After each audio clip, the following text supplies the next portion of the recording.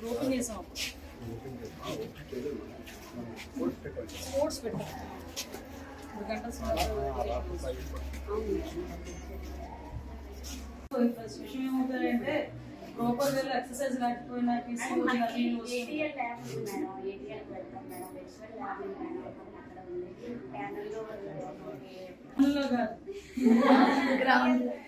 నాంది ఫౌండేషన్ వాళ్ళు స్పెషల్ గా ఒక 3 టీచర్లు కూడా వేశారు. ఈవినింగ్ ఆడిస్తున్నారు మేడం. ఎందుకంటే అది ఈ రోజు అనుకోవచ్చు ఆడుకోవడం, అది ఫిజికల్ ఎక్సర్సైజ్ అనేది ఆడుకోవడానికి ముఖ్యంగా ఫర్దర్ గా ఎటువంటి కాంప్లికేషన్స్ రాకుండా ఉంటాయి. చదువుతో పాటు ఆటలో ఉండాలి, అన్ని అంతా ఉండాలి. All the best. చదువుకోవడానికే కదా, చదువుకోకుండా మనం ఏదైనా కొంచెం అటు ఇటుగా కూడా ఉన్నా కూడా వాళ్ళు ఇబ్బంది పడతారు. హ్యాపీగా చదువుకోండి, మంచి మంచి ఉద్యోగాలు ఉన్నాయి, పాలిటిక్స్ కూడా ఉంది కదా. మీరు చక్కగా డిగ్రీకి వచ్చే టైంకి డిస్ట్రిక్ట్ వస్తుంది. ఫస్ట్ ఆఫ్ ఆల్ ధైర్యంగా ఉండండి. ఇక్కడ నుంచి వెళ్ళేటప్పుడు గోల్తో వెళ్ళాలి. పెళ్లి చేసుకుందాం గోల్ కాదు, మంచి ఉద్యోగం రావాలి, అంతవరకు చదువుకోవాలి. పేరెంట్స్ మిమ్మల్ని ఇక్కడ వచ్చి కూర్చోబెట్టి మిమ్మల్ని చదివించుకుంటున్నారంటే వాళ్ళు చాలా బాధపడతారు మీరు దూరంగా ఉన్నందుకు. అవునా? అంతే కదా, అమ్మ నాన్న కూడా బెంగపడతారు కదా. అవునా?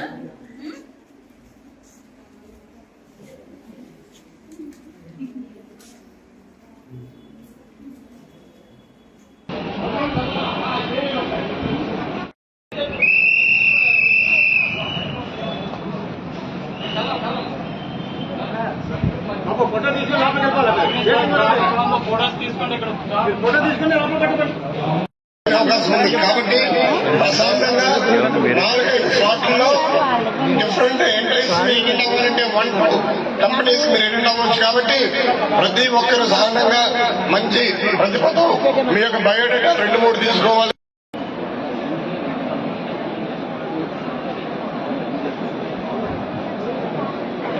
మా జాబ్ మేళకు వచ్చిన వాళ్ళందరూ కూడా అక్కడ నిల్చొని ఉన్న వాళ్ళందరూ కూడా 11:30కి స్లాట్ స్టార్ట్ చేస్తే 11:30 నుంచి 12:30కి 1500 మంది ఒకేసారి ఎంట్రీకి వెళ్లే అవకాశం ఉంది.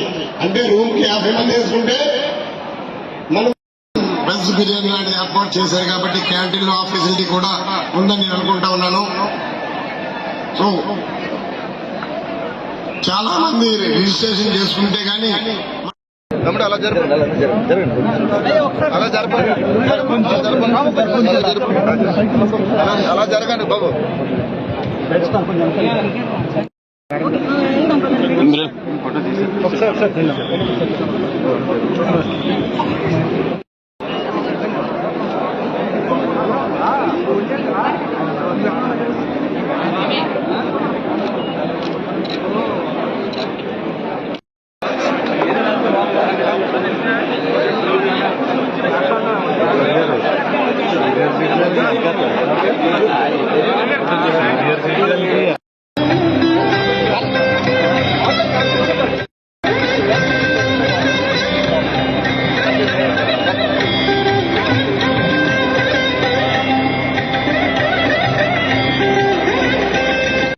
పొద్దున్న మన దేశానికి భవిత.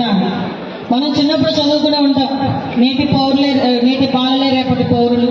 ఆ కాన్సెప్ట్ నుంచి ఈరోజు ఎక్కడికి వచ్చిందంటే నేటి యువతే రేపు భవిష్యత్తు అని చెప్పి, దేశ భవిష్యత్తు అని చెప్పి వచ్చింది. చాలా మంది పరిస్థితి ఎలా ఉంటుందంటే ఇళ్లలోని కష్టపడి కూలి పని చేసుకునేవాడైనా, రిక్షా కొట్టుకునేవాడైనా తన కొడుకు కలెక్టర్ అవ్వాలని, తన కొడుకు మంచి పోలీసు ఆఫీసర్ అవ్వాలని, తన కొడుకు మంచి ఉద్యోగంలో సెటిల్ అవ్వాలని, తన ఆడబిడ్డకి కూడా తను ఉద్యోగం చేసినా చేయకపోయినా ఒక ఉద్యోగస్తుడికి ఇచ్చి పెళ్లి చేయాలని ప్రతి తల్లిదండ్రులు కూడా ఆశపడతారు. ఆ ఆశకు అనుగుణంగా ప్రతి తల్లిదండ్రులు కూడా ఒక పూట తిని ఒక పూట తినక వాళ్ళ స్థాయికి మించి కూడా ఈ రోజుల్లోని కాన్వెంట్ లో చదివించి పెద్ద పెద్ద కాలేజీల్లో ఫీజులు కట్టి వాళ్ళందరినీ కూడా చదివించుకునే బాధ్యత తీసుకుంటారు.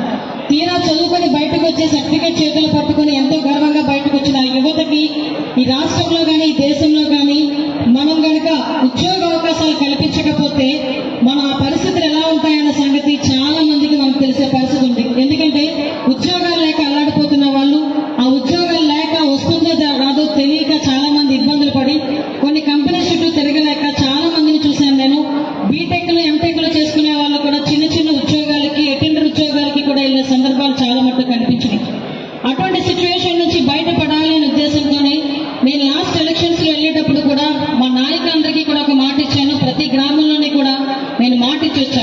ఎట్టి పరిస్థితుల్లోని కూడా పాయకరావుపేట నియోజకవర్గంలో ఉన్న యువత అందరికీ కూడా సుమారుగా ఎక్కువ ఉద్యోగ అవకాశాలు కల్పించాలి.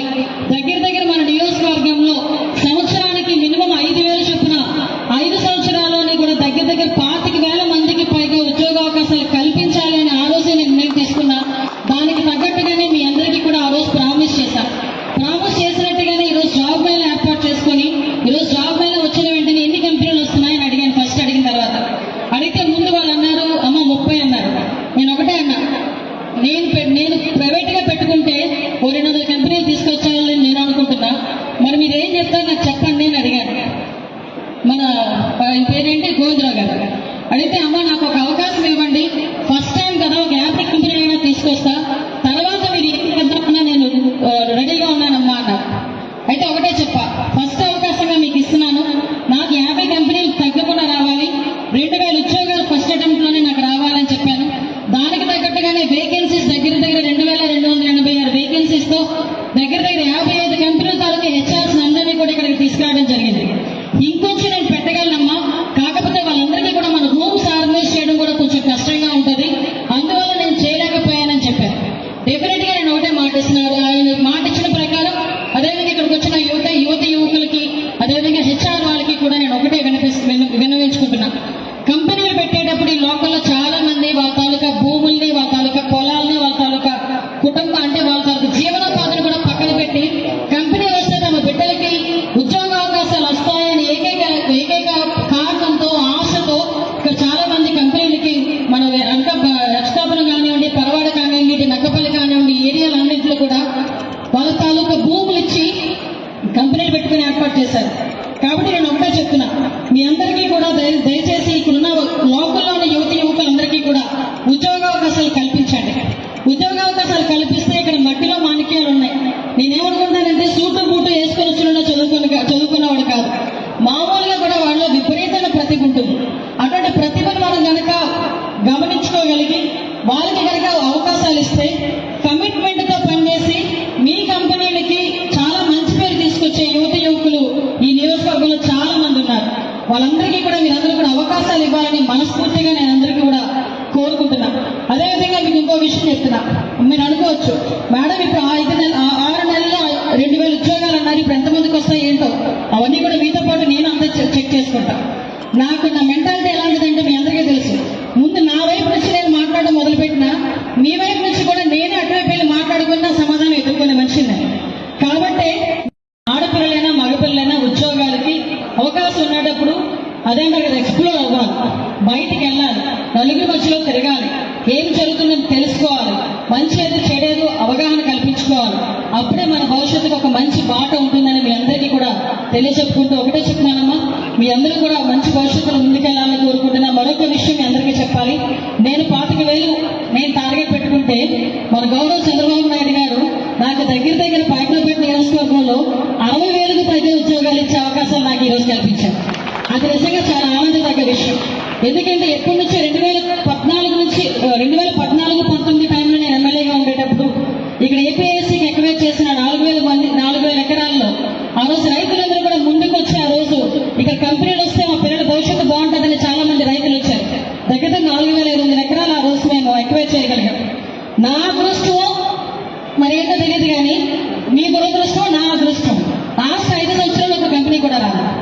మళ్ళా మేము ఎమ్మెల్యే గెలిచి ఇక్కడ మినిస్ట్రీ ఇచ్చిన తర్వాత మళ్ళీ ఇక్కడ బల్క్ డ్రగ్ పార్క్కి మన సెంట్రల్ గవర్నమెంట్ నుంచి శాంక్షన్ అవ్వడం, ఆ పార్క్ బల్క్ డ్రగ్ పార్క్ అయిపోయిన వెంటనే సుమారుగా 100 కంపెనీల పైగా ఈ రోజు లైన్ లో ఉండడం ఒక ఎత్తు అయితే, ఆసిమెటల్కి సంబంధించి ఒక స్టీల్ ప్లాంట్ కన్స్ట్రక్షన్ చేయడానికి కూడా రోజు వాళ్ళు ముందుకు రావడమే కాదు, గౌరవ చంద్రబాబు నాయుడు గారు, పవన్ కళ్యాణ్ గారు, లోకేష్ బాబు గారు దీని మీద ప్రత్యేకమైన దృష్టి పెట్టి నక్కపల్లి ఏరియాలో కనుక అది వస్తే మన అక్కడ ఉన్న చుట్టుపక్కల అందరికీ కూడా ఉద్యోగ అవకాశాలు బాగుంటాయని చెప్పి ఈరోజు అక్కడ కూడా శాంక్షన్ చేయడం జరిగింది. ఒక్కసారిగా మనం ఆలోచించుకుంటే ఫస్ట్ ఫేజ్ లోనే 65,000 కోట్ల రూపాయలు పెట్టి వాళ్ళు పెట్టుబడి వాళ్ళు ఎస్టాబ్లిష్ చేసి నాకు ఇచ్చిన మాట ఏంటంటే 2029 టైంకి మేము ఆ స్టీల్ ప్లాంట్ రన్నింగ్ లోకి తీసుకొస్తామని చెప్పారు. దాని అర్థం ఏంటంటే ఇంచుమించుకి ఎన్ని వేల మందికి ఉద్యోగ అవకాశాలు కల్పించుకుంటే ఒక్కసారి మనం కూడా ఆలోచన చేసుకోవాలి. ఎందుకు ఈ మాట చెప్తున్నానంటే ఉద్యోగాల గురించి ఎక్కడికెక్కడికో వెళ్లే పరిస్థితి ఉన్నప్పటికీ కూడా మన నియోజకవర్గంలోనే మీకు దగ్గరలోనే ఉద్యోగ అవకాశాలు కూడా మన ఎదురుగా కనిపిస్తున్నాయి. కాబట్టి